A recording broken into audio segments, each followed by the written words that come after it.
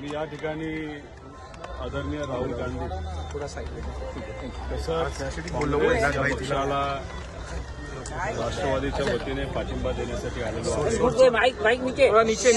आमच्या सर्वांचं मत असं आहे की 2016ला गुजरातच्या एका खासदाराने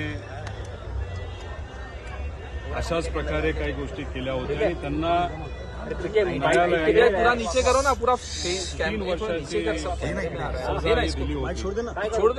फरक एवढाच होता की त्यांनी केलेलं कृत्य ते अतिशय वाईट होतं आणि राहुल गांधींनी फक्त एका सभेमध्ये एक स्टेटमेंट दिलं आणि त्या स्टेटमेंटवर 2 वर्षाची सजा त्यांना झाली.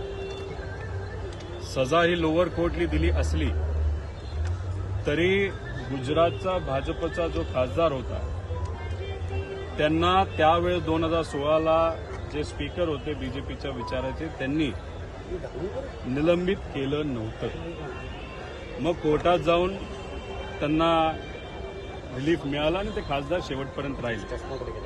पण इथं जर तुम्ही बघितलं की ज्या दिवशी कोर्टाने निर्णय हा राहुल गांधींच्या विरोधात घेतला लगेचच त्या दिवशी राहुल गांधींना निलंबित केलं.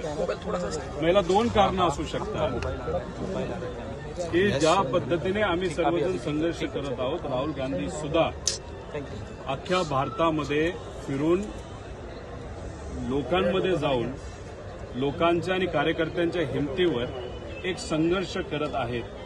मग त्याचा बदला घेण्यासाठी भाजपने ही भूमिका घेतली का असा प्रश्न आम्हाला पडतो. आणि त्याच्याच बरोबर येत्या इलेक्शनमध्ये खास करून लोकसभेमध्ये राहुल गांधींना ज्या पद्धतीने अख्ख्या भारतामध्ये प्रतिसाद मिळतोय त्या प्रतिसादाला बघून तुम्ही कुठंतरी म्हणजे भाजप कुठंतरी राहुल गांधींना आणि सर्व पक्ष जे बीजेपीच्या विरोधात आहे ते सर्व एकत्रित आले त्या भूमिकेला बघून कुठं घाबरली का काय असं आम्हाला वाटतं. आणि जेव्हा आपल्यातलाच एक व्यक्ती काही प्रमाणात त्याच्यावर जर अन्याय होत असेल तर त्यांच्याबरोबर ठामपणे उभं राहणं हे राष्ट्रवादीची भूमिका आहे, साहेबांची भूमिका आहे आणि त्यासाठी आम्ही सर्वजण इथं आलेलो आहोत. सर, अजून मंत्रिमंडळ विस्तार किंवा खातं वाटप झालं नाही, आता पुन्हा दिल्लीवारी होते, नाराजी दूर करण्याचे प्रयत्न होत आहेत. मी एकच याच्यावर म्हणेल की सामान्य लोकांचे अनेक प्रश्न अजून सुद्धा प्रलंबित आहेत. शेतकऱ्यांना सातत्याने झालेल्या पावसाचे पैसे दिले गेले नाही. बेरोजगारीचा प्रश्न युवकांच्या पुढे भेडसावत आहे. शहरी आणि ग्रामीण भागात अनेक प्रश्न प्रलंबित आहे आणि अशा पद्धतीने या सगळ्या गोष्टी सामान्य लोक सामोरे जात असताना अजून सुद्धा खुर्चीवर भांडणं चालू आहेत, पदावर भांडणं चालू आहेत. खरं तर जेव्हा महाविकास आघाडी सरकार स्थापन झालं होतं, जेव्हा मंत्र्यांनी शपथविधी घेतली होती त्याच दिवशी संध्याकाळी कोणाला कुठलं मंत्रिपद दिलं जाईल असं घोषणा त्याच दिवशी झाली होती. खरं तर 8-10 दिवस झाले अजून सुद्धा घोषणा होत नाही. पण तुम्ही जर बघितलं भाजपला हेच पाहिजे. 1 वर्ष झालं शिंदे गटाच्या इतर लोकांना मंत्रिपद दिलं गेलं नाही आणि मग आता जो काही गट आमच्याकडे फुटून पलीकडे गेलेला आहे त्यांना मंत्रिपद जे काय सांगितलं होतं ते कदाचित मिळत नसावं म्हणून एक वेगळा संघर्ष हा त्यांच्या गटामध्ये सुरू झालाय असं एक आपल्याला बघायला मिळतं. राष्ट्रवादीच्या मंत्र्यांना केलेली आहे पाहिली तर कुठेतरी कमी दर्जाची किंवा जे नवीन मंत्री आहेत त्यांना दिलेली आता कुठेतरी ही सुरुवात आहे का? टप्प्याटप्प्याने भाजप त्यांची खरी प्रवृत्ती दाखवायला सुरुवात करेल. शिंदे गटाला फोडून एकनाथ शिंदे साहेबांना आपल्या बाजूला केलं. त्यांच्यातल्या अनेक आमदारांना आणि कार्यकर्त्यांना असं वाटलं की आता एका लोकनेत्याला आपल्याकडे केल्यामुळे आपल्या लोकनेत्याला सुद्धा म्हणजे शिंदेंना बीजेपी ताकद देईल.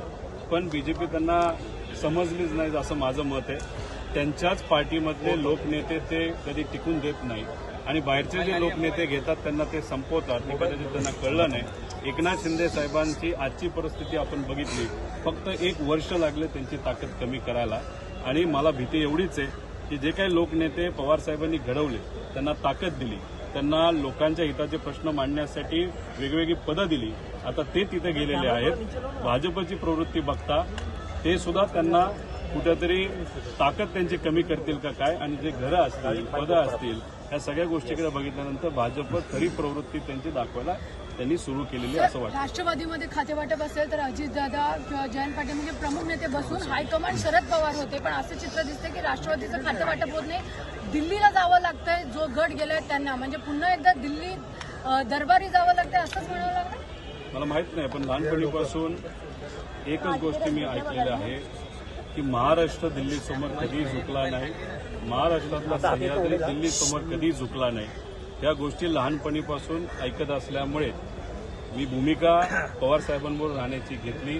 दुसऱ्यांनी का तशी भूमिका घेतली हे सांगता येणार नाही, पण ती भूमिका त्यांनी जी घेतली आहे, फक्त हेच ज्या गोष्टी आपण लहानपणीपासून ऐकलेल्या महाराष्ट्र कधी दिल्लीसमोर झुकला नाही एवढंच सामान्य लोकांना दिसू द्या अशी त्या सर्व नेत्यांना मी विनंती करतो. तुमच्यावरती गंभीर आरोप केला होता की आंबेगावचं टिंबे धरणातलं पाणी जे आहे ते रोहित पवार कर्जतला विभागलं आणि म्हणून मी तिकडे गेलेलो आहे. तुम्हाला तो गंभीर वाटत असला तरी तो हास्यास्पद खरं तर त्यांचा दावा आहे. तिथे असणाऱ्या लोकांना सुद्धा ते काय खरं वाटत नाही. पाण्याच्या बाबतीत मी आज इथं बोलणार नाही, मी जेव्हा त्या मतदारसंघामध्ये जाईल तिथं असणाऱ्या जनतेला नक्कीच त्याचं उत्तर, आणि जुन्नरला सुद्धा त्या बाबतीतलं उत्तर मी दिलंच. पण महत्त्वाचं काय की ते बोलत असताना माझ्या वयाचं त्यांनी काढलं. माझं एकच महत्त्व आहे की अस्मिता, त्याच्याचबरोबर एका विचाराबरोबर राहण्याची निष्ठा, ह्या सगळ्या गोष्टी समजून घेण्यासाठी मला फक्त 37 वर्ष लागली. त्यांचं वय जास्त आहे, तर त्यांची ती खरी अडचण आहे. त्यामुळे वयाचं कुणीही काढू नये. आज निष्ठा समजून गेला, 10 वर्षाला सुद्धा निष्ठा कळते. त्यामुळे उगाच खोटं काहीतरी सांगून नाही तर उगाच हास्यास्पद ॲलिगेशन करून लोक समजूतदार त्यांच्या मतदारसंघातली सुद्धा आणि महाराष्ट्रातली सुद्धा.